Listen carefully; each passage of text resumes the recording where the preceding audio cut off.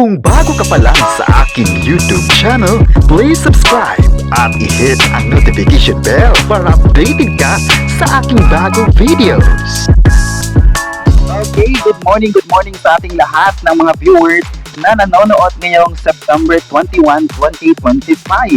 At ngayon po ay linggo, di ba, ng September, di ba? So marami pa tayong pag-uusapan at itichika sa inyo mga kapresko. Anyways, ako pa rin si Kenneth at ako ang magbibigay sa inyo ng preskong balita.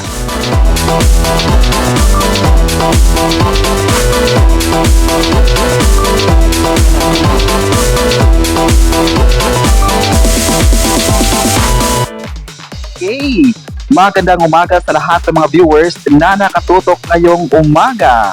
Okay, so kumusta po ang mga araw ninyo ngayon? Especially yung mga viewers na nanonood live dito nga sa Presko Balita. Ngayon po ay September 21 at marami na naman, di ba, or mga bagong pasabog na naman yung ibibigay ko sa inyo mga kapresko. Anyways, sisimulan natin ang ating unang chika. Ogie Alcacid mapapanood muna sa Bubble Gang ng GMA Network. Pansamantala muna ang mapapanood at aalis muna ng It's Showtime para maging part ng anibersaryo ng Bubble Gang ng GMA Network. Marami nga ang natuwa dahil nga ay magbabalik sa naturang programa ang isang kapamilya host ng It's Showtime na mapapanood na kaya sa kanyang ito ay isang reunion sitcom, diba? Reunion project ni na Bitoy. Ito ay isang reunion para sa mga kasama niya dati sa isang programa na mapapanood na siya para sa ika-30 years anniversary ng Bubble Gang na mangyari na nga this coming October. Diba? At kinumpirma nga ito ni Ogie Alcacid nitong nakaraang mga interview, diba, na mapapanood siya very soon sa kanyang dating programa which is part ng GMA Network. At marami nga dito sa ilan sa mga fans nga ni Michael V at saka kay Ogie Alcacid ay natuwa dahil nga sa kanyang muling pagsasama. Diba sa ngayon naman na hindi naman imposible na magkakasama nga ang isang kapamilya actor, kapamilya artist to GMA artist at even maging part ng isang show o programa. Alam natin na ikakasaya natin ito kapag mangyari yan na mapapanood muna ang isang kapamilya host, diba, ng It's Showtime sa isang kapuso program. Well, alam naman natin na noon pa man ay part na talaga siya ng isa ng naturang programa at malaki din yung kanyang ambag sa mga nagawa niya sa isang programa. Kaya hinihintay ito ng mga fans na mapapanood muli si Ogie Alcacid. Napanood ko din mga kapresko yung mga clips niya dati at abay napakagaling niya. Diba, napakagaling ang kanyang pagpapatawa at bit-bit niya ito nang pumunta siya ng ABS-CBN ngayon.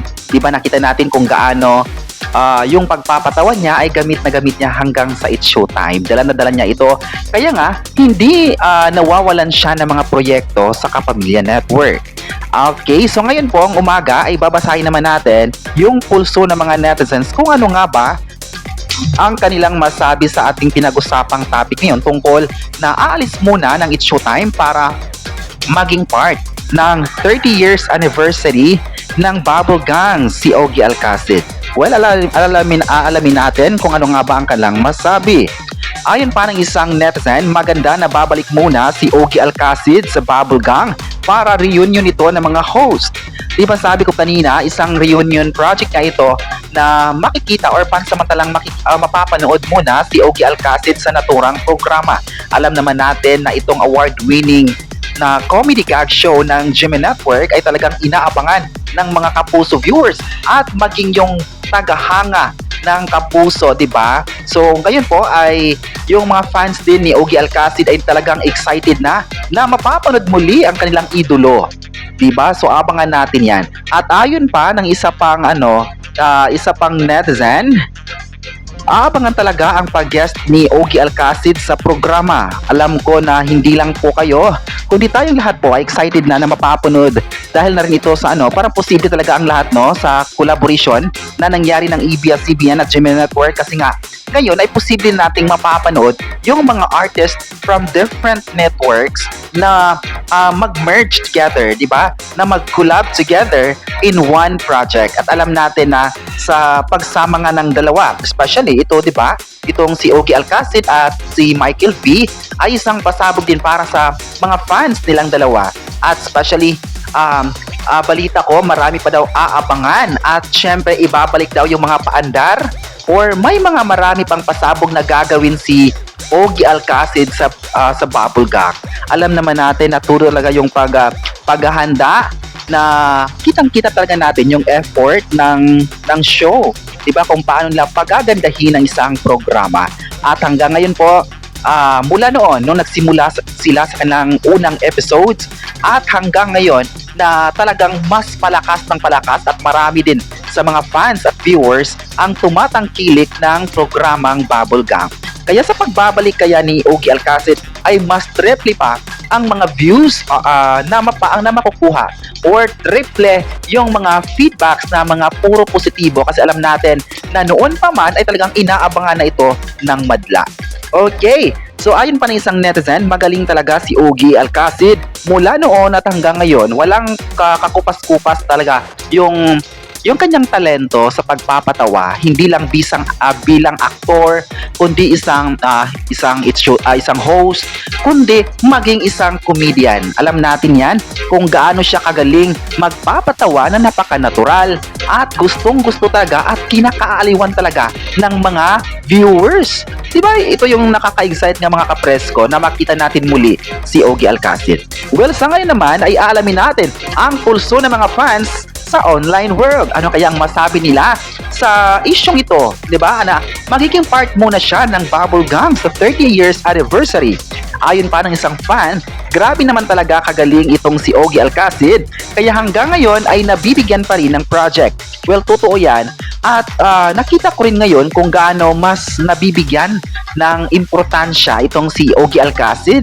Diba? Or like marami siyang mga proyekto na inihain nga ng ABS-CBN na talaga namang nagpapatuloy ang kanyang pagbibigay ng tawa para sa mga audience, especially kung papanoorin natin mga kapresko, especially ngayong mamaya ay mapapanood natin kung gaano kakwela, kabibuhan, yung nakaka-good vibes lang talaga ang ibinigay na participation ni Ogie Alcacid sa naturang sikat na noon-time program ang It's Showtime. Alam naman natin na mamaya sa It's Showtime ngayong September 21 ay marami pang magaganap na mga pasabog pa rin kay Ogie Alcacid. Kaya hindi lang natin siya aabangan sa It's Showtime kundi maging sa Bubblegum sa pinakamalaking anibersaryo na magaganap sa naturang programa. Okay, so ayon pa ng isang fan, hope na marami pang proyekto ang gagawin niya sa showbiz. Well, posibleng-posible yan kasi nakita natin kung gaano mas maraming mga inilatag na mga proyekto itong ang ABS-CBN para sa kanya na unang-una dito, naging part din siya ng ASAP Natin To at saka sa ilang mga reality programs or any singing competition I guess or any programs ng ABS-CBN na naging part talaga siya at nabibigyan ng exposure, 'di ba? So yun lang naman talaga yung maganda sa kanyang paglipat niya, ay hindi talaga siya nawawala ng proyekto. Okay, ayon pa ng isang fan, masaya raw na makita siya sa It's Showtime si Ogie Alcacid at nakakatuwa. Well, gaya nga ng sinabi ko kanina, nakakatawa at nakaka-excite ang panoorin itong si Ogie Alcacid, the way siya magpapatawa at trending nga siya ngayon dahil nga sa kanyang pahayag tungkol kay Kim Chiu, 'di ba? Excited pa tayo na ano pa yung mga possible na mga projects ni Ogie Alcacid sa ABS-CBN at abangan din nating lahat mga kapresko ang kanyang participation sa muling pagbisita sa Bubblegum, 'di ba? So alam ko na marami din sa mga kapuso ngayon na naghintay na mapapanood din minsan ang kanilang idolo na si Ogie Alcacid. Well, abangan natin yan ha. Dito nga sa Fresco Balita ay kinocongratulate na natin si Ogie Alcacid para sa kanyang upcoming na exposure sa Kapuso Network. Wala abangan natin ha sa kanyang muling pagbabalik sa naturang programa. Okay, so ngayon pong umaga ay tinalakay natin yung tungkol sa aalis muna si Ogie Alcacid sa It's Showtime. Well, pansamantala muna siyang mapapanood sa Bubble Gang para sa isang anibersaryo. Okay, ngayon pong umaga, anong masabi mo Kapresko na mapapanood muna sa Bubble Gang itong si Ogie Alcacid? I-comment na kung excited ba kayo rito at huwag kalimutang i-subscribe ang ating YouTube channel.